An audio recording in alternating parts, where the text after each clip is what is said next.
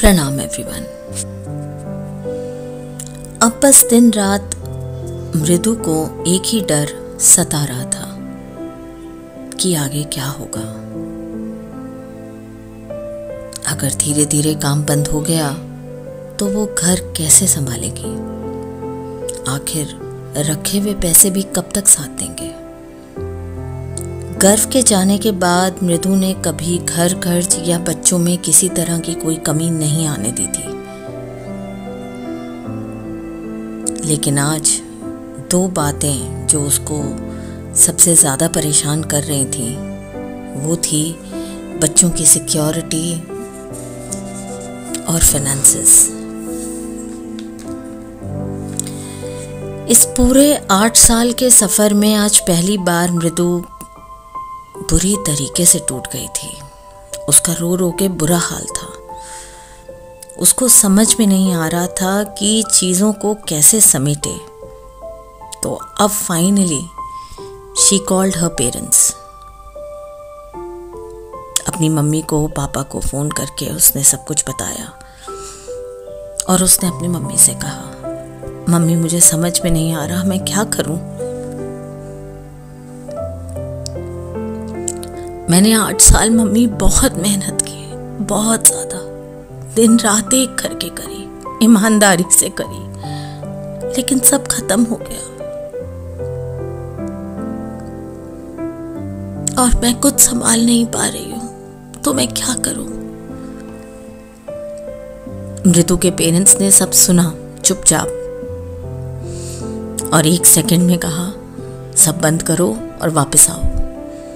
तुमसे और बच्चों से ज़्यादा ज़रूरी इस समय कुछ भी नहीं है। तुमने ऑलरेडी 8 साल उस जगह पर पे बर्बाद कर दिए हैं, अब और नहीं।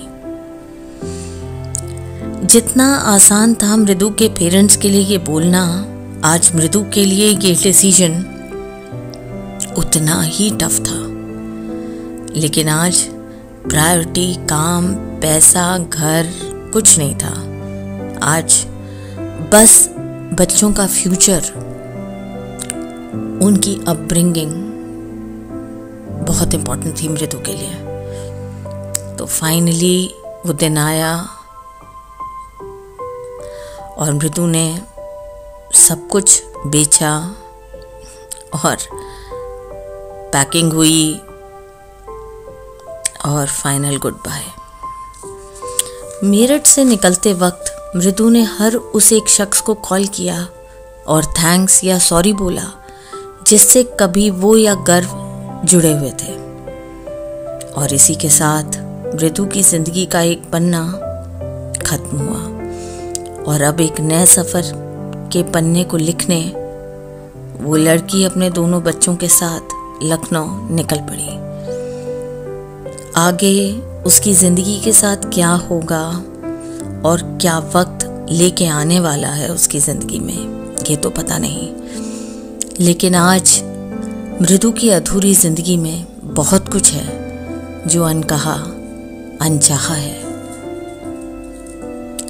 आज अधूरा अक्स के इस आखिरी एपिसोड में मैं आप सब से अपने दिल की गहराइयों से जुड़ी कुछ बातें साझा करना चाहूँगी जो मैंने अपने सफ़र से सीखी हैं। ज़िंदगी जैसी भी हो ना, जीनी ज़रूर चाहिए, कुछ ना कुछ सिखा के जाती है। वक्त किसी के लिए नहीं रुकता। तो अच्छा वक्त हो तो खुश रहिए और बुरा वक्त हो तो शांत, और बस अच्छे वक्त का इंतज़ार। अकेलापन अपने साथ खामोशी और एक सन्नाटा लेके आता है और ये आप पे निर्भर करता है कि आप उसका इस्तेमाल कैसे करते हैं। खामोशी की जुबान समझ के अकेलेपन को दोस्त बनाया जा सकता है और एक बार इस खामोशी को महसूस करना आप सीख गए ना, तो यकीन मानिए आपसे ज़्यादा स्ट्रॉन्ग कोई नहीं होगा। प्यार जिंदगी में एक बार होता है, लेकिन भगवान अगर आपको आपके ज़िंदगी के किसी भी दौर में सच्चा प्यार दें, उसे दिल से कबूल करना चाहिए। रिश्ता कितना भी कठिन हो ना, बस एक वजह ही काफ़ी होती है उसको निभाने के लिए। जिससे प्यार करो उस रिश्ते को अपना विश्वास, प्यार, समर्पण, समय और खुद को पूरी तरह सौंप दो। और विश्वास रखिएगा, आपका प्यार आपको कभी गिरने नहीं देगा और आपका विश्वास कभी टूटने नहीं देगा। वो ज़रूर आएगा, ज़रूर आएगा। इसी के साथ ही आप सबको आज अधूरा अक्स से अलविदा कहने का समय आ गया है।